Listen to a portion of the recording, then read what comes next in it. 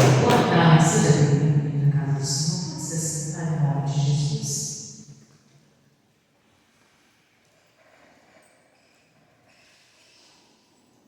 Abra sua Bíblia no Salmos 36, onde nós vamos iniciar essa mensagem. Pois nós vamos dar uma passeada na Bíblia, mas nosso início no Salmos 36.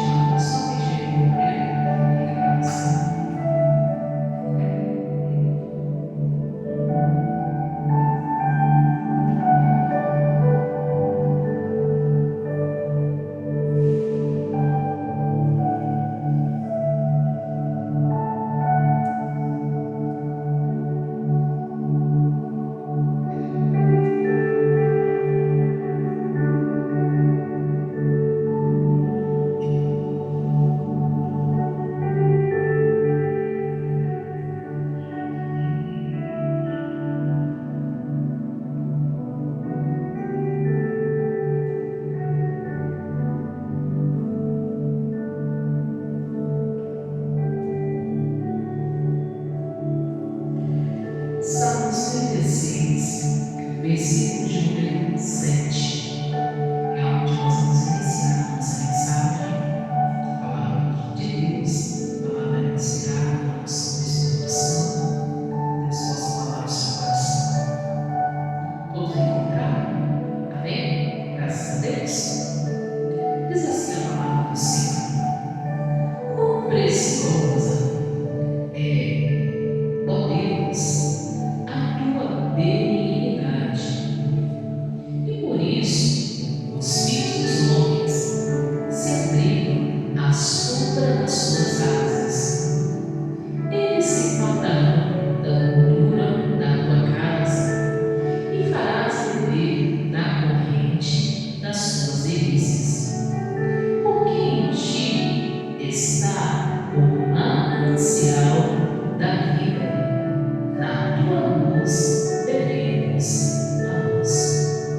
Então a palavra do Senhor diz aqui, nos Salmos, que é o coração. O Salmo ele fala assim: olha Deus, na verdade, a tua presença é preciosa.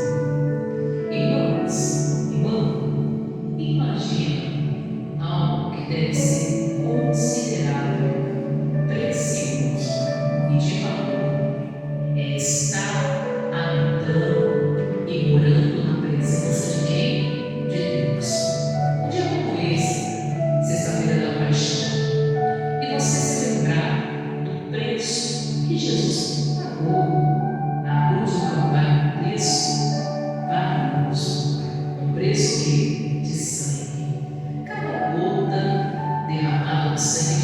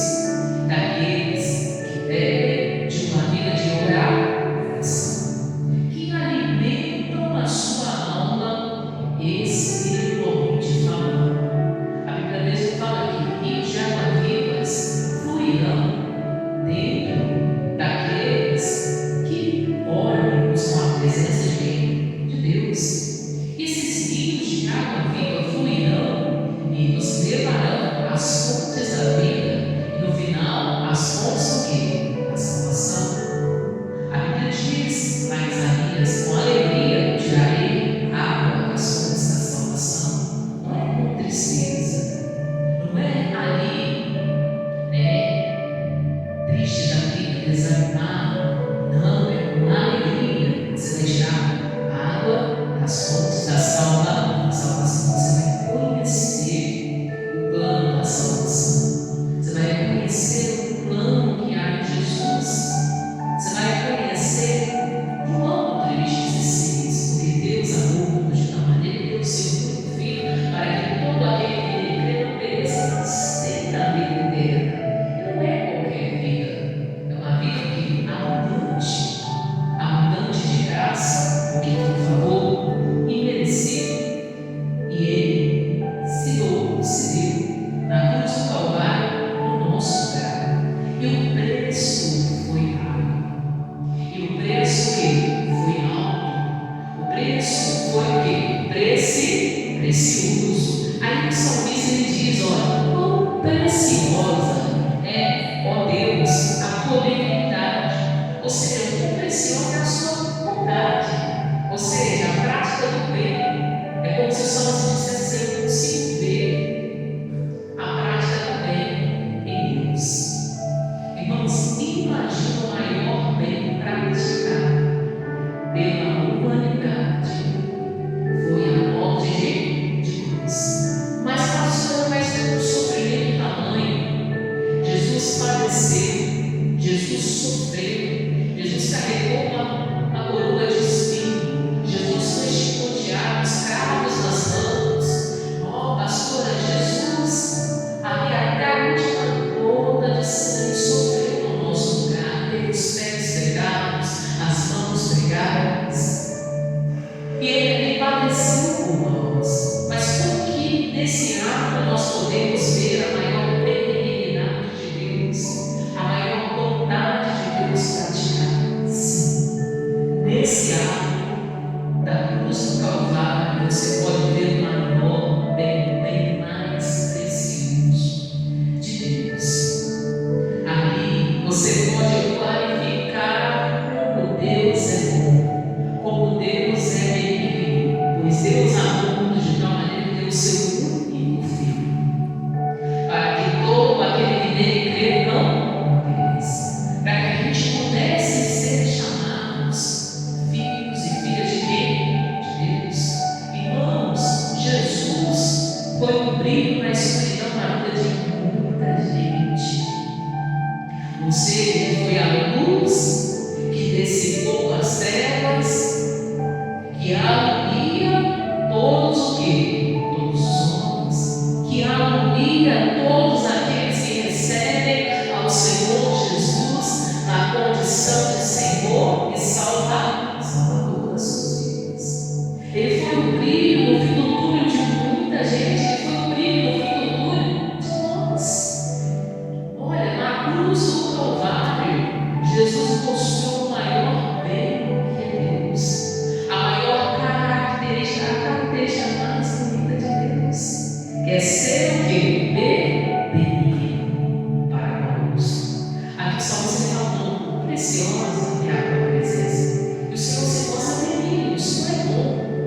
Deus é bom, irmãos. Deus é benigno, Ele pratica sempre o bem por nós, pelas pessoas que o conhecem, por aqueles que o recebem. Aí ele diz: quão preciosa é, Deus, a tua benignidade. E por isso os filhos dos homens se abrigam à sombra das suas o quê? Das suas asas. Por isso que muita gente encontra consolo, conforto, abrigo, à sombra das asas de quem? De Deus. Sabe aquele dia que está tendo intenso de calor? Aí você está querendo programar sombra, e você diz: nossa, podia ter ali uma sombra de uma árvore aqui perto, né? Para eu me esconder, né?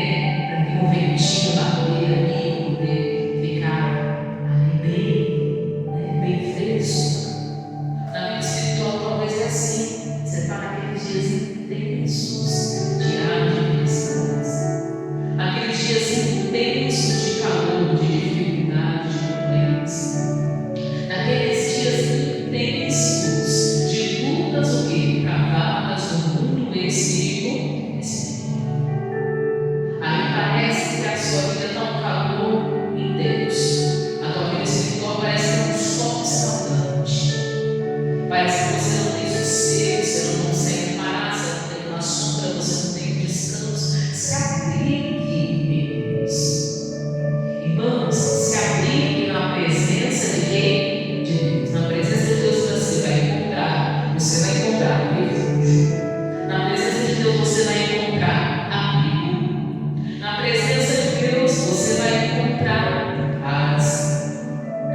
que uma pessoa precisa quando ela precisa ser abrigada. Na presença de Deus você vai encontrar o quê? Aconchego. Na presença de Deus você vai encontrar respiro. Seja a pessoa poder parar e não poder respirar. Paz, meus irmãos. Agora eu posso o quê? Descansar. Isso é só na presença de quem? De Deus. Então, olha como Deus ele fala. Ele diz ainda, diz assim: eles se fartarão da gordura da tua casa e os fará beber da corrente das tuas o quê? Delícias. Então Deus falando: olha, meu povo vai se fartar da gordura que está na minha casa. Ou seja, a pessoa vai entrar na casa de Deus e ela vai sair daqui alimentada.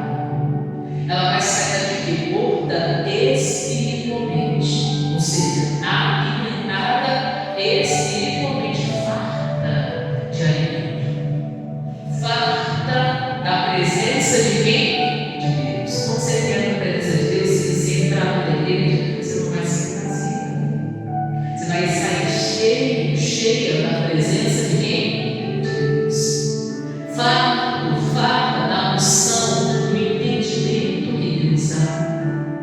Cheio, farta da presença do Senhor, alimentado espiritualmente. Quando a gente ora, quando a gente cria um compromisso, quando a gente cria o quê? Uma intimidade com você.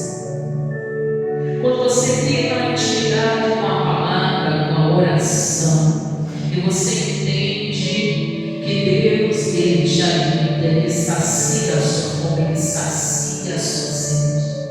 Que Jesus é esse brilho em meio à escuridão, que você não precisa caminhar em trevas, você não precisa do mundo, e você não precisa do pecado, e você se farta em quem? Em Deus. Você se alimenta de quem? Da palavra. Você cresce espiritualmente o quê? Você cresce na experiência com Deus, você cresce ali na comunidade. Deus ainda fala, olha para você ver o que Deus diz: olha, os meus filhos se fartarão da gordura da tua casa e farás beber da corrente das tuas o quê? Delícias. Então Deus não vai fazer a gente beber de água amarga, né? Porque o fardo de Deus é o quê? O fardo do mundo, irmãos, que é pesado. O jugo do mundo é pesado. O que o diabo põe sobre a vida das pessoas é pesado. O que as trevas impõem sobre a vida do homem é pesado. Mas o fardo de Deus é leve, ele te faz beber da água, das correntes de águas o quê? Puras. Deus te faz beber o quê? Água o quê? Água limpa. Das correntes de água limpa. Para fluir de dentro de você o quê? Um rio o quê? Um rio de vida. Para fluir de dentro de você o quê? A presença do Espírito que é. Mas para a gente entender da água limpa, Jesus teve que beber de água que não foi tão limpa. Sério, pastor? Jesus teve que pagar um preço para que a gente pudesse beber dessa água limpa. Vamos ver isso na Bíblia? Abra a sua Bíblia. Vai lá no livro de João, no capítulo de número 19. Pastor, então quer dizer que para a gente beber da água limpa, Jesus ele teve ali que pagar o preço por isso? Sim. Para hoje eu poder chegar em rios de água de vida fluir de dentro do meu interior, Jesus ele teve que pagar um preço para nós por isso? Sim.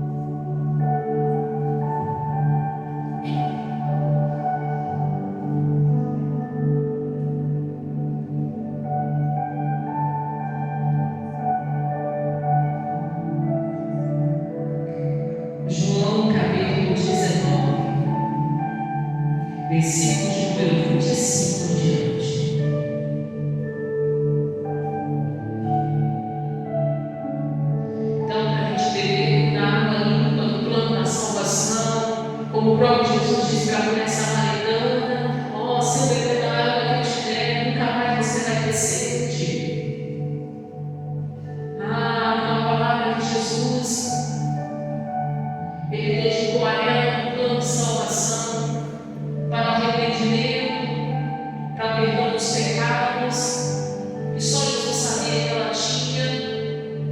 Jesus teve que pagar um preço para ela poder beber da água limpa. Jesus teve que pagar um preço para a gente poder beber das correntes da água limpa, pastores. Olha o que diz João, capítulo de número 19, por isso que a gente tem que valorizar, irmãos, cada gota de sangue de Cristo.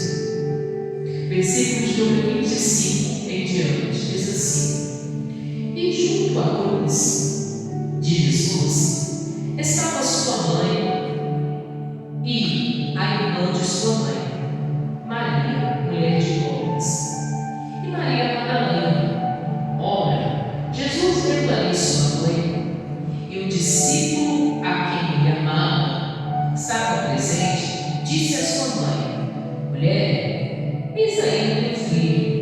Depois disse ao seu discípulo: eis ali a tua mãe. E desde aquela hora o discípulo a recebeu em sua casa. Depois, sabendo Jesus que já todas as coisas estavam terminadas para que a Escritura se cumprisse, disse: tenho o quê? Sede. Então Jesus estava ali resolvendo quem ia ficar por conta de cuidar da sua mãe, da sua casa, da sua família. Por isso, olha João. João era considerado diante de Cristo o discípulo do amor. Ou seja, Jesus via em João essa característica, o seu discípulo que mais amava, ou que demonstrava o amor que verdadeiro ao próximo das pessoas. Mas Jesus sempre fala assim: não, esse aí pode cuidar da minha mãe, da minha casa, da minha família. Então, João ali passar, deixe passar a irmã a responsabilidade de ser filho da minha mãe, ou seja, ser o principal a cuidar. E vou passar a responsabilidade da minha mãe de ser mãe de João. Irmãos, e aqui Jesus, naquele momento, ele mesmo degustador, porque imagina, Jesus estava com uma coroa de espinhos pregada na cabeça, diz a Bíblia, que os seus braços estavam pregados, os seus pés estavam pregados. Ele fazendo aquele esforço, para a mãe e para respirar, e ali Jesus ele passando por aquela ponte de cruz, carregando a bênção, carregando a dor, carregando o sofrimento, todas as doenças existentes que ainda iriam existir. Jesus estava levando todo o sofrimento existente. E também ali, tudo que o ser humano também, irmãos, sente na natureza humana. E uma das coisas que Jesus teve naquele momento foi o quê? Foi sede. Então Jesus ele teve sede. E Jesus queria beber o quê? Jesus ele teve ali sede na sua natureza humana. E ele queria beber água. Será que eles deram água para Jesus? Vamos ver a Bíblia. Diz assim: a palavra do Senhor diz: tenho sede. Estava, pois, ali um vaso cheio de vinagre, e encheram de vinagre uma esponja, e pondo-a no isopo, lá chegaram à boca. Irmãos, essa parte foi a parte de maior humilhação que Cristo poderia viver pela humanidade. Porque esse vinagre, poderia ser ali o que, pastor? Imagina comigo, lá onde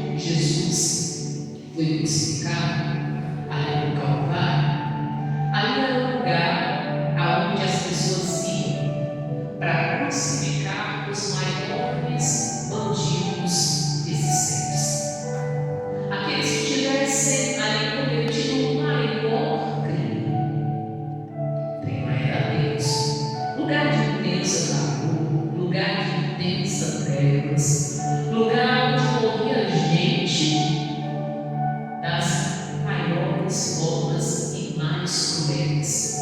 A crucificação, irmãos, era considerada a morte mais cruel da época. Imagina, a morte de maior sofrimento. Foi aqui Jesus viveu por nós. E lá, corria lá, perto daquele lugar, uma corrente lá de água.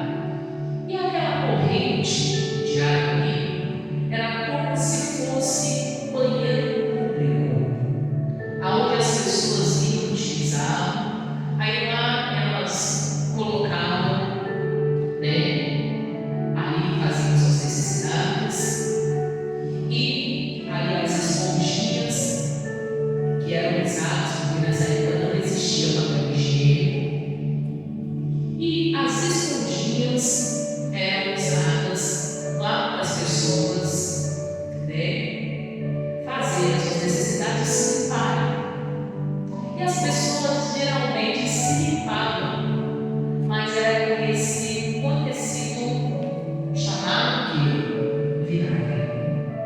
Olha, você vê que humilhação. E foi isso que eles colocaram na boca do Senhor Jesus para ele. Irmãos, imagina Jesus com sofrimento tamanho. Eles colocam esse tal de vinagre ali separado, porque era uma água que de cruel, na verdade, estava ali separado, passou a favor, como uma água que de humilhação. E para cumprimento da escritura, Jesus ele pede água, porque o profeta havia dito no Antigo Testamento que seria dessa beleza, que a humilhação seria o quê? Que Jesus ele carregaria sobre si todo o pecado, toda a transgressão, todo o sofrimento, que ele seria o quê? Moído, ultrajado, humilhado no nosso quê? No nosso lugar. Que ele padeceria por todos os nossos o quê? Os nossos pecados. Pensa comigo, irmãos, para a gente poder beber da corrente de água limpa, Jesus bebeu algo sujo e humilhante. Para hoje, eu, você, podemos ser saciados com água limpa, com a presença de quem? De Deus. Jesus passou por uma grande o quê? Humilhação, por um grande sofrimento. Irmãos, a gente precisa de uma coisa. Sacrifício de cruz é algo que a pessoa precisa o quê? Valorizar e realmente ser capaz. Pensa comigo. Para a gente beber da corrente limpa, Jesus bebeu algo sujo. Para a gente poder beber da corrente limpa, Jesus sofreu a maior humilhação. Para a gente poder beber da corrente limpa, para fluir de dentro de nós rios de águas limpas, que conduzem e caminham para a vida eterna. Jesus teve que beber da água suja.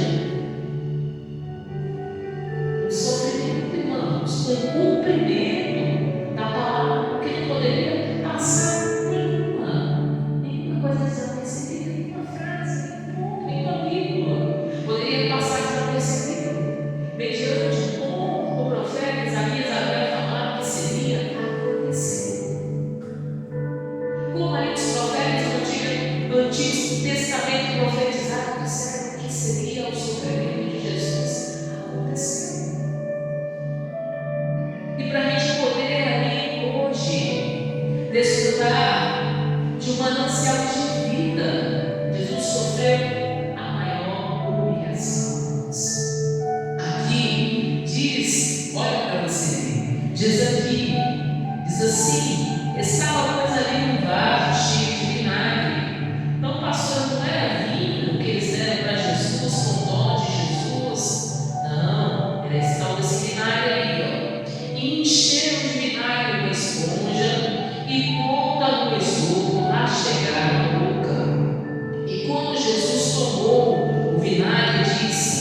está o quê? Consumado. E inclinando a cabeça, entregou o Espírito. É como se Jesus dissesse assim: está consumado. O sofrimento maior, a maior humilhação, está consumado. É como se Jesus dissesse assim: o preço foi pago. O preço está pago. Irmãos, imagina comigo que naquele momento que Jesus estava passando ali pelo sofrimento, pela dor, pela crucificação, pela humilhação, talvez no inferno e as trevas, estava lá comemorando. Mas Jesus estava sendo a luz em meio à escuridão. Irmãos, em meio àquele horário, como diz a Bíblia, que era a hora nona. A hora nona exemplifica, por exemplo, às 3 horas da tarde. E o céu se ennegrece. Tudo começou a escurecer. Tudo foi tomado por densa o quê? Trevas. Mas em meio àquela densas trevas, Jesus era um brilho em meio à escuridão. Como ele mesmo diz: eu sou a luz que alumia todos os homens, para que quem crê em mim já não precise mais andar em trevas. Imagina, em pleno a hora nona, o céu se endureceu, a humilhação era tamanha e Jesus ele declarou: está consumado. E Jesus ali brilhava como os Deus. Irmãos, e tudo para que acontecesse o quê? Vamos lá? Salmos 36, volta lá. Voltar ao Salmos 36.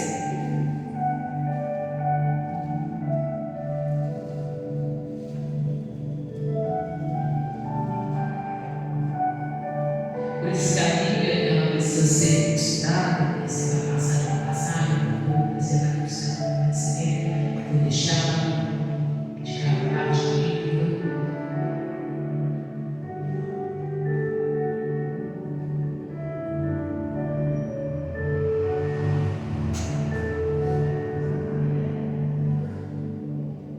Salmos 36, versículo de número 9.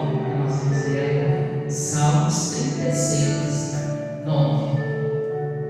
Salmista está aqui dizendo: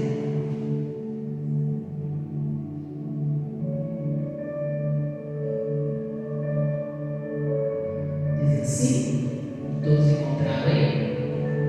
Acharam? Amém? Diz assim: porque em ti está o manancial da vida. Na tua luz veremos o quê?